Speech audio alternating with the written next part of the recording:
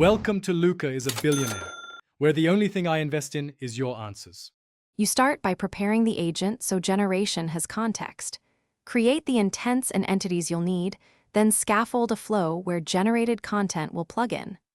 Once done, enable the generative AI integration and supply your model credentials so Dialogflow Cx can call the generator. Make sure to set the agent locale and time zone.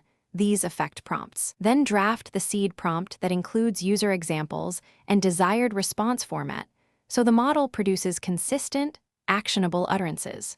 Next, design prompt templates that combine system instructions, examples, and dynamic session parameters. Use placeholders for context like intent, entity values, and user history so outputs align with your flow. Once you receive generated text, map it to Dialogflow response types, plain text, rich responses, or trigger a webhook for business logic. Tune generation parameters such as temperature, max tokens, and repetition penalty to balance creativity versus reliability. This reduces unexpected responses and keeps the agent on task. Finally, integrate generation outputs into your live flows and test thoroughly in the CX simulator. Test edge cases and record failing examples so you can refine prompts or slot mappings. If generated content needs validation, add post-processing or a webhook that enforces schema and filters unsafe text.